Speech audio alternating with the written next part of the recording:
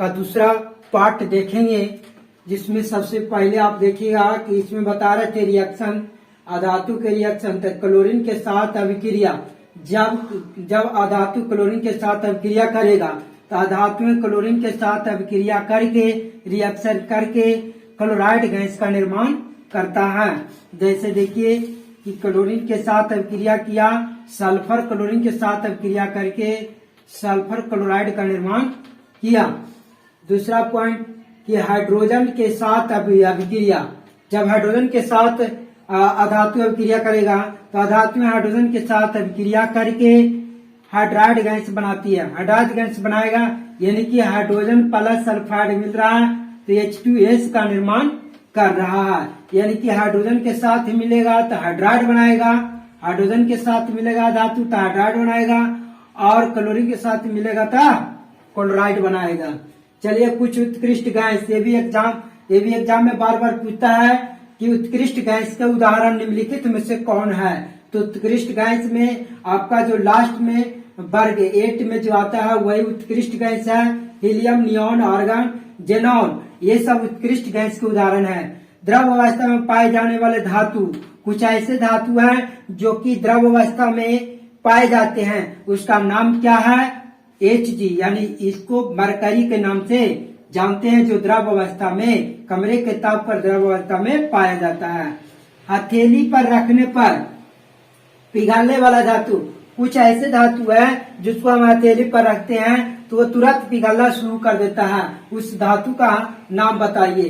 तो पिघलने वाला धातु का नाम गैलियम और सीजियम। गैलियम और सीजियम एक ऐसा धातु है जिसको हथेली पर रखने पर वायु पिघलना शुरू कर देता है। तो याद रखिएगा गैलियम और सीजियम। चमकीली धातु, कुछ ऐसे अधातु है जो कि चमकता है लेकिन धातु नहीं है, वो अधातु है। क्या है? आयोडीन। आयोडीन एक चमकीली अधातु है। विद्युत के सुचालक एवं अधातु, कुछ ऐसे अधातु हैं है ना जो कि विद्युत के सुचालक हैं लेकिन वो क्या है? अधातु है, धातु नहीं है। उसका नाम क्या है? ग्रेफाइट। ग्रेफाइट अधातु है लेकिन ये विद्युत के क्या है? सुचालक रूप में पाया जाता है। आगे देखिए क्षारीय धातु। क्षारीय धातु के उदाहरण कौन कौन है? क्षारीय धातु में लिथियम आ गया, सोडियम आ गया, यानी वर्ग एक में जितने भी आ गए लिथियम, सोडियम, पोटेशियम, ये सब क्षारीय धातु है। अगर वर्ग 2 में, ग्रुप 2 में, एस ब्लॉक के ग्रुप 2 में देखिएगा तो क्षारीय मृदा धातु के नाम से जाना जाएगा, है ना। क्षारीय मृदा धातु ग्रुप 2 और ग्रुप 1, एस ब्लॉक के ग्रुप 1 में क्षारीय धातु, एस ब्लॉक के ग्रुप 2 में क्षारीय मृदा धातु के रूप में पाया जाता है। अब देखेंगे अपरूप। अपरूप क्या है?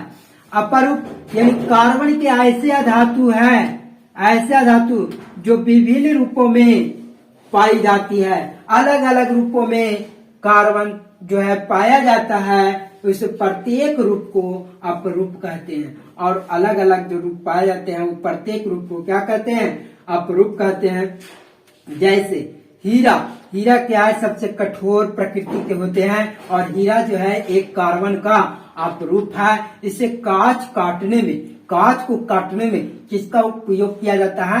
हीरा का उपयोग करते हैं। हीरा का उपयोग कांच को काटने में किया जाता है। साथ ही इसका गलनांक एवं क्वथनांक सबसे उच्च होता है। सबसे ऊंचा और हाई इसका क्वथनांक और गलनांक दोनों उच्च होता है। क्वथनांक भी और गलनांक भी। अधिक ताप देने पर ये गलेगा और अधिक ताप देने पर इसका गलनांक है ना ऊपर की ओर उठेगा, यानी कि इसका गलनांक और क्वथनांक क्या होता है? उच्च होता है हीरा का। कार्बन का एक अन्य अपरूप जिसको बोलते हैं ग्रेफाइट, है ना। एक्स के साथ साथ अन्य रूप ग्रेफाइट है, फ्लोरीन है, ये सब कार्बन के अपरूप है। एक कार्बन के एक अन्य अपरूप जो कि ग्रेफाइट है, जो विद्युत के क्या है? सुचालक है, विद्युत के सुचालक रूप में है। आगे देखिएगा आयनिक यौगिक। आयनिक यौगिक क्या है? तो धातु से अधातु में इलेक्ट्रॉन के स्थानांतरण से बने यौगिक को आयनिक यौगिक कहते हैं। धातु से अधातु में इलेक्ट्रॉन का स्थानांतरण होना आयनिक यौगिक कहा जाता है। आयनिक यौगिक कब कहलाएगा? धातु का इलेक्ट्रॉन अधातु का इलेक्ट्रॉन धातु में है ना अपने इलेक्ट्रॉन का आदान प्रदान करते हैं, वही क्या कहलाता है? आयनिक यौगिक कहलाता है। यानी आयनिक यौगिक को ही वैद्युत संयोजक यौगिक भी कहते हैं। जैसे देखिए एक प्लस होगा एक माइनस होगा। NaCl सोडियम क्लोराइड, तो सोडियम प्लस है क्लोरीन माइनस है। लिथियम क्लोराइड लिथियम प्लस में है क्लोरीन माइनस में है। यानी एक प्लस एक माइनस, एक धातु एक अधातु अपने इलेक्ट्रॉन का स्थानांतरण करेगा तो आयनिक यौगिक कहलाएगा। देखिए इसमें कैल्शियम प्लस में है क्लोरीन माइनस में है, कैल्शियम प्लस में ऑक्सीजन माइनस में, कैल्शियम ऑक्साइड, मैग्नीशियम प्लस में क्लोरीन माइनस में है। यानी धातु एक और एक अधातु, ये सभी उदाहरण है। अब देखिए आयनिक यौगिक के गुणधर्म। आयनिक यौगिक के गुणधर्म का पहला पॉइंट भौतिक प्रकृति क्या है ना? आयनिक यौगिक समानता ठोस एवं कठोर होते हैं। आयनिक यौगिक जो होता है मूल रूप से क्या होता है? कठोर रूप में पाए, ठोस और कठोर रूप में पाए जाते हैं। ठोस अवस्था में पाया जाता है और कठोर होता है। इसे है ना ये दृढ़ होता है, इसे दबाया नहीं जाता है, यानी उसी को बोलते हैं कठोर। तो ये आपको क्या होता है? ठोस एवं कठोर होते हैं, क्योंकि इन यौगिक में वितरित आवेश आयने के मध्य प्रबल स्थिर आकर्षण बल का कार्य करता है। इसके बीच में जो आवेशित आयन होते हैं ये प्रबल स्थित होते हैं, प्रबल स्थिर आकर्षण बल होते हैं इसमें आयनिक यौगिक में, क्योंकि ये चारों तरफ से बॉन्ड बना करके और मजबूत बंधन से बांधे होता है। यानी कि मजबूत प्रबल स्थिर आकर्षण बल का कार्य करता है। समानतः एक रूप इसके रूप में भंगुरता भी होती है। इसके रूप में भंगुरता होती है ना। आयनिक यौगिक में भंगुर होते हैं लेकिन ठोस एवं कठोर होते हैं, और इसके आयनों के मध्य प्रबल स्थिर आकर्षण बल का कार्य करता है। दूसरा पॉइंट देखेंगे आयनिक यौगिक का दूसरा गुणधर्म गलनांक एवं क्वथनांक। आयनिक यौगिक का गलनांक एवं क्वथनांक उच्च बहुत अधिक होता, उच्च होता, उच्च यानी कि बहुत अधिक होता। उच्च कहेंगे या तो बहुत अधिक कहेंगे, अधिक होता है, क्योंकि ये वैद्युत वाहक बल के द्वारा जुड़े होते हैं। ये बॉन्ड के द्वारा, चारों तरफ से बॉन्ड के द्वारा, वैद्युत वाहक बल के द्वारा ये जुड़े होते हैं। इसीलिए आयनिक यौगिक के क्वथनांक और गलनांक दोनों क्या होता? हाई होता, हाई बॉइलिंग पॉइंट होते हैं इसके। अब तीसरा पॉइंट देखेगा घुलनशीलता। घुलनशीलता क्या है? घुलनशीलता यानी कि आयनिक यौगिक घुल भी सकता है, इसमें घुलनशीलता का गुण पाया जाता है। तो आयनिक यौगिक का घुलनशीलता का गुण देखेंगे कि वैद्युत संयोजन यौगिक सामान्यतः जल में घुलनशील होता है, तथा साथ ही साथ यानी कि वैद्युत संयोजन यौगिक सामान्यतः जल में घुलनशील होता है। केरोसिन तेल, मिट्टी तेल जिसको बोलते हैं, मिट्टी तेल में, पेट्रोल में, ये सारे में क्या होते हैं? घुलनशील होते हैं, जिसका नाम क्या? वैद्युत संयोजक यौगिक। तो वैद्युत संयोजक यौगिक किस किस में घुलनशील होता है? घुले होता है। तो जल में, मिट्टी तेल में, पेट्रोल में, और ऐसे बहुत सारे प्रकृति है ना पाए जाते हैं, उसमें ये घुलनशील होते हैं। जैसे विलायकों में अविलय होते हैं, और कुछ ऐसे हैं विलायक जो अविलय के रूप में पाया जाता है। विलय जो घुल जाता है ना, जो घुले हुए अवस्था में रहता है ना, उसको विलय बोलते हैं, और जो घुला हुआ नहीं होता है उसको अविलय बोलते हैं। तो ये जैसे विलायकों में अविलय के रूप में पाया जाता है। विलय के रूप में कौन पाया जाता है? आयनिक यौगिक पाया जाता है। ठीक है। चौथा गुण देखिए, चौथा गुणधर्म विद्युत चालकता। विद्युत चालकता का गुण आयनिक यौगिक में पाया जाता है। तो ठोस अवस्था में आयनिक यौगिक गलित अवस्था में विद्युत का चालन करते हैं, और ये ठोस अवस्था में आयनिक यौगिक के जो है एक गलित अवस्था के साथ यानी कि द्रव अवस्था में आकर के ये विद्युत का क्या करते हैं? चालन करते हैं, और इसमें विद्युत का प्रवाह होता है। आयनिक यौगिक में विद्युत का प्रवाह होने का गुण है, इसमें धारा का प्रवाह होगा, एक यानी धारा का प्रवाह होगा तभी तो अपने आयनों का आदान प्रदान करेंगे। प्लस वाला माइनस की तरफ, माइनस वाला प्लस की तरफ आकृष्ट होगा। अब हम आगे देखेंगे धातुओं की प्राप्ति, हम धातु कैसे प्राप्त करते हैं और कहां से हम धातु हमारा मिलता है। तो धातु की प्राप्ति, ये पृथ्वी की भूपट्टी में, पृथ्वी की तलहटी में प्राकृतिक रूप में पाए जाने वाले तत्व, ये पृथ्वी की तलहटी में प्राकृतिक रूप में पाए जाने वाले तत्व या यौगिकों को खनिज कहते हैं। जो पृथ्वी के अंदर प्राकृतिक रूप में पाए जाते हैं, वैसे तत्व या यौगिक क्या कहलाते हैं? खनिज कहलाते हैं।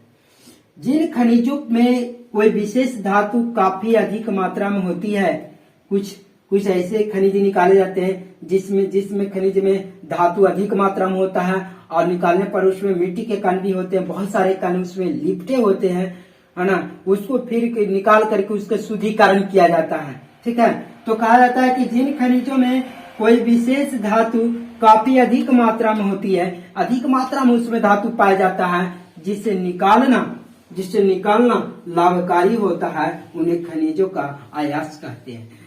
जो काफी मात्रा में पाया जाता है, उसे निकालना हम लोगों के लिए लाभकारी हो जाता है और ऐसे उन्हें खनिजों का अयस्क कहते हैं, जो अयस्क से ही खनिज प्राप्त होता है। आगे देखेंगे धातुओं का निष्कर्षण। अब धातु का निष्कर्षण हम कैसे करेंगे, धातु का शुद्धिकरण हम कैसे करेंगे। तो पहले देखिए कि कुछ अधातुएं भूपट्टी में स्वतंत्र अवस्था में पाई जाती है। कुछ ऐसे अधातु है जो भूपट्टी में स्वतंत्र अवस्था में पाई होती है यौगिक के रूप में। कुछ अधातु यौगिक के रूप में मिलती है सक्रियता श्रेणी के नीचे। जितने भी सक्रियता श्रेणी के नीचे आने वाले धातुएं हैं, सबसे कम क्रियाशील होते हैं। जो सक्रियता श्रेणी के नीचे आते हैं, यानी सबसे डाउन में आते हैं, उसकी सक्रियता अभिक्रियाशीलता बहुत कम होती है, यानी लो होती है, एवं स्वतंत्र अवस्था में पाया जाता है। और वे स्वतंत्र अवस्था में यानी मुक्त अवस्था में वायुमंडल में पाए जाते हैं। वो सबसे कम क्रियाशील धातु के कौन कौन है, जैसे सोना हो गया, चांदी हो गया, तांबा हो गया, ये सबसे कम क्रियाशील धातु है और ये मुक्त अवस्था में पाया जाता है ना।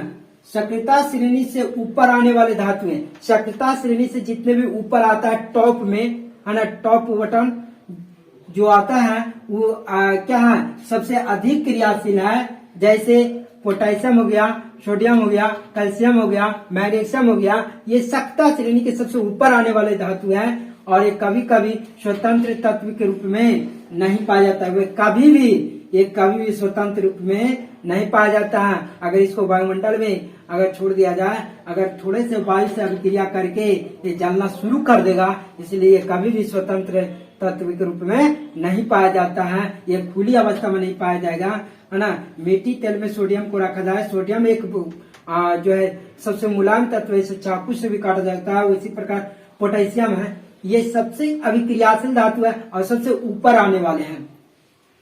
अब आता है कि अयस्कों का समृद्धिकरण यानी शुद्धिकरण कैसे करते हैं। तो पृथ्वी से निकाले गए अयस्कों में मिट्टी, रेत, बहुत सी अशुद्धियां होती है। जब पृथ्वी से हम अयस्क को निकालते हैं तो उसमें बहुत सारे लिपटे हुए मिट्टी के कण और बालू के कण उसमें लिपटे हुए रहते हैं, है ना, जिससे निकालना बहुत ही अत्यावश्यक होता है। और ये सारी अशुद्धियां, है ना, जो उस मिट्टी, रेत और बहुत सी अशुद्धियां होती है, उस अयस्क में जो पाई जाती है अशुद्धियां, उस अशुद्धि को क्या कहते हैं, गैंग कहते हैं। उस अशुद्धि को क्या कहते हैं, गैंग कहते हैं। गैंग किसको कहेंगे, अयस्कों में जो मिट्टी के रेत और अन्य अशुद्धियां बहुत मात्रा में पाया जाता है, उसी अशुद्धि को हम गैंग कहते हैं। अयस्कों में सर्वप्रथम यानी सबसे पहले गैंग को हटाया जाता है। अयस्क में जो भी जितने भी गैंग होते हैं उसको सबसे पहले अशुद्धि को निकाला जाता है। अयस्क एवं गैंग के भौतिक एवं रासायनिक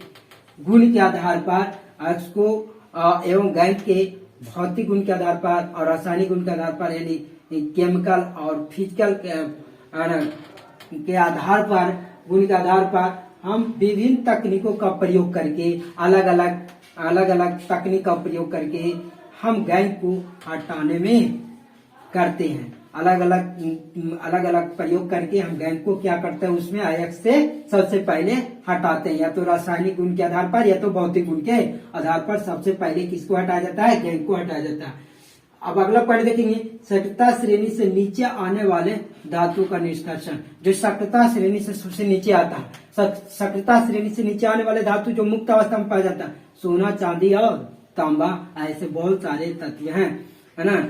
सक्रियता श्रेणी से नीचे आने वाले धातुएं कम अभिक्रियाशील होते हैं। जो सबसे नीचे आता है वो कम अभिक्रियाशील होता है, वो स्वतंत्र और मुक्त अवस्था में पाया जाता है। इन धातुओं के ऑक्साइड को केवल गर्म करने से ही प्राप्त किया जाता है। इसको कुछ नहीं करना है। सोना, चांदी, तांबा को और धातुओं का निष्कर्षण करना पृथ्वी की तलहटी से पाया जाता है, तो उसको निष्कर्षण करना है तो उससे सिर्फ क्या करो, हीट करो। हीट करोगे वो क्या हो जाएगा, गर्म होकर के पिघल जाएगा, और पिघलने के बाद उसको जो है फिर निस्तापन या भर्जन विधि से अलग कर लिया जाएगा। इसको गर्म करके ही निष्कर्षण किया जाता है। जो सक्रियता श्रेणी से नीचे आते हैं धातुएं, सक्रियता श्रेणी के मध्य में आने वाले धातुओं का निष्कर्षण, आने वाले धातुओं का निष्कर्षण जो सक्रियता श्रेणी से बीच में आता है, जैसे है ना लोहा हो गया, जिंक हो गया, कॉपर हो गया, ये सब क्या है, सक्रियता श्रेणी के बीच में आने वाले हैं। एक क्रियाशीलता, इसकी अभिक्रियाशीलता मध्य में होती है। ये प्राकृतिक में या धातुएं प्रायः सल्फाइड या कार्बोनेट के रूप में पाया जाता है, और ये वायुमंडल में जो है प्राकृतिक रूप में सल्फाइड या कार्बोनेट के रूप में ये वायुमंडल में पाए जाने वाले तत्व हैं लोहा, जिंक और कॉपर, है ना। ये सल्फाइड या कार्बोनेट के रूप में पाए जाते हैं। अब जानेंगे भर्जन के बारे में। भर्जन क्या है, तो सल्फाइड अयस्कों को वायु की उपस्थिति में अधिक ताप पर गर्म करने पर यह ऑक्साइड में परिवर्तन हो जाता है। यह प्रक्रिया भर्जन कहलाता है। तो सल्फाइड अयस्क को, जितने भी सल्फाइड अयस्क है उसको वायु की उपस्थिति में यानी कि ऑक्सीजन की उपस्थिति में जब अधिक ताप पर उसको हीट करते हैं, और हीट करने पर यानी गर्म करने पर, है ना, यह ऑक्साइड में परिवर्तन हो जाता है, वो ऑक्साइड में बदल जाता है। ऑक्साइड में बदलने की प्रक्रिया भर्जन कहलाता है। ऑक्साइड में बदलने की प्रक्रिया क्या कहलाता है, भर्जन कहलाता है। जैसे हमने जिंक सल्फेट और प्लस ऑक्सीजन के साथ अभिक्रिया कराया, रिएक्शन कराया, तो क्या बना, ये बन गया जिंक ऑक्साइड प्लस H2SO2 यानी सल्फर डाइऑक्साइड। आगे देखेंगे निस्तापन। निस्तापन क्या है, तो कार्बोनेट अयस्क को सीमित वायु में, यानी कि इसमें सीमित वायु में, ऐसा ना कि अधिक आना तो कम, निश्चित ऑक्सीजन की उपस्थिति में यानी सीमित वायु में अधिक ताप पर गर्म करने पर यह ऑक्साइड में परिवर्तित हो जाता है। और अधिक ताप पर जब इसको हीट करते हैं तो यह ऑक्साइड में परिवर्तित हो जाता है, और इस प्रक्रिया को निस्तापन कहते हैं। जैसे जिंक कार्बोनेट यानी ZnCO3, ये जब इसको हीट किए, इसको गर्म किए हैं, जब गर्म किए हैं तो क्या बन गया है, जिंक ऑक्साइड और कार्बन डाइऑक्साइड के रूप में प्राप्त हुआ।